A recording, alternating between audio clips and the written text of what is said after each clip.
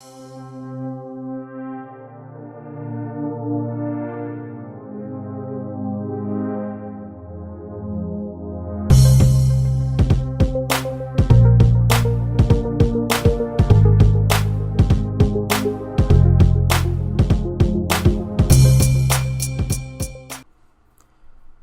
and welcome back to Redirecting.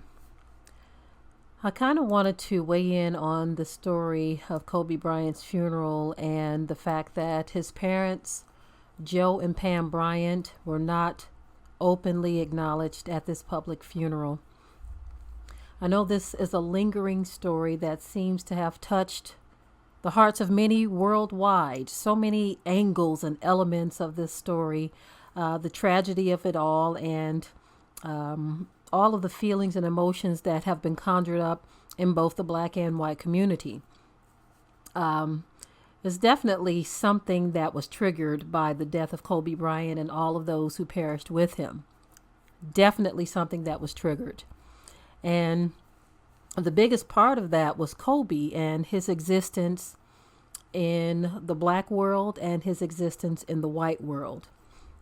Now, he has two existences, or he had two existences in the black world. He was famous and well known and well loved by many. And then he had his absence from the black community en masse, where most of the people he dealt with or hung out with were non-black people.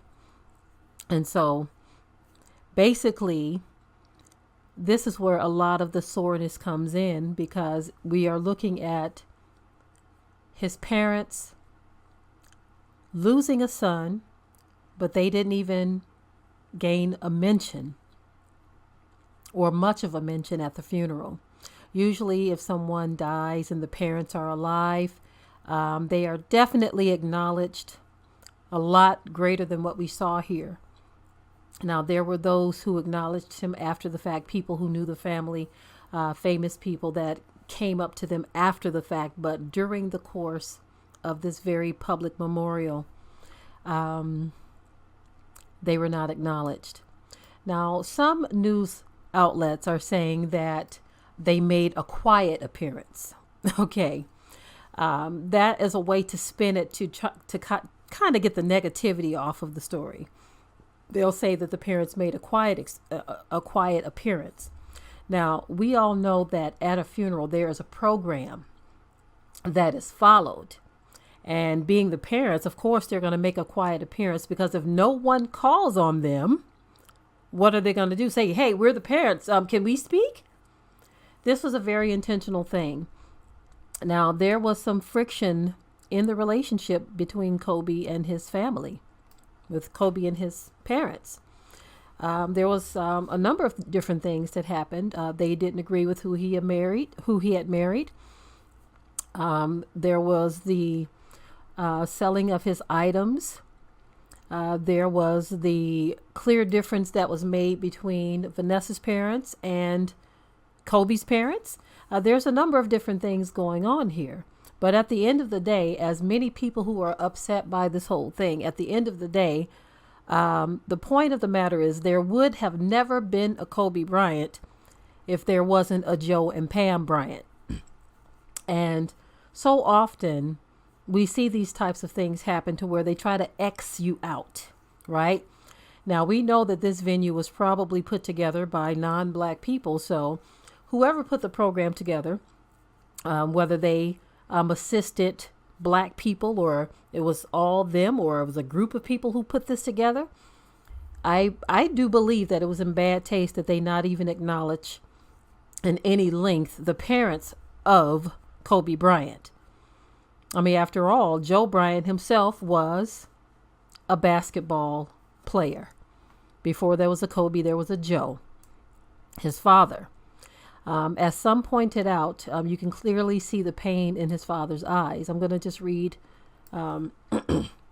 excuse me, a statement here as someone who embraced them. Byron Scott, who coached Kobe and the Lakers from 2014 to 2016, shared a photo that he took with Joe, and he wrote on Instagram that his prayers and condolences are with the family as well, Joe and his wife and the sisters. So not everyone was snubbing them, but it was very clear that in the overall memorial, there wasn't much acknowledgement of his parents at all, in which that again is not in good taste. Other words were said as well. Someone noted that you could clearly see the devastation and the heartbreak in the eyes of the parents. But for them not to be acknowledged, that just shows you that, and I've heard a number of people analyze this whole thing. They said that Kobe fit more better into a white world than he did into a black world. That's usually what happens, is once they take you in, it's almost like, you're cut off from your people. You're ours now. I mean, that's the way I see it. That's what their mindset is like. Once they cut you off and carve you out of the black community, you become a part of them. And so they feel no need to even acknowledge the life that you had outside of them. I even saw that in his wife, Vanessa, as she spoke at the memorial service. She made a statement that I thought was kind of curious, because anyone who knows anything about Kobe in the very beginning, they know that he has dated other people.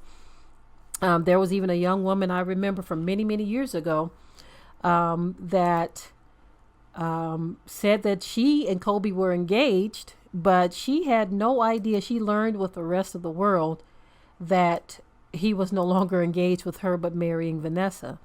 Now, that was a long time ago. I can't remember the young lady's name, but this was so long ago. It was more than 20 years ago. A lot of people forgot that. And so when Kobe Bryant's wife said that she was his first girlfriend and his first love, even Brandy, Moesha, whatever her name is, at one time,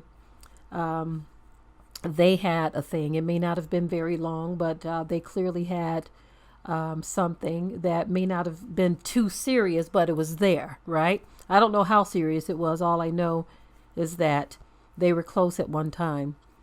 And for his wife to try to X out the fact that he even had a past with anyone else, it again shows how there's just this desire to just cut that part of his life out. But again, in speaking about the family, the mother, the father, his sisters, who were a part of his life before all of the fame and fortune, for them to not be acknowledged in any length or recognized at his memorial service was in very bad taste. Very bad taste. It has really shown a very sad light on the whole thing. They keep referring to them as his estranged parents. You see, we've seen all kinds of things come out of this story. A lot of disrespect, a lot of negativity, a lot of love, a lot of support, a lot of confusion. So much has happened with the tragic death of Kobe Bryant, his daughter Gigi, and the others that were aboard the helicopter with them. So much has come out of this. And I think in his final memorial service, the least these people could have done was to give a better acknowledgement of the two people that came together and even brought this young man into the earth, into the world, should I say. At least some type of acknowledgement of them would have been the decent thing to do. I'm done with this story. Just wanted to add my 2 cents in. With that, I will say shalom. Be sure to ring the bell to be notified of new uploads on this channel, and also comment, share, like, and subscribe.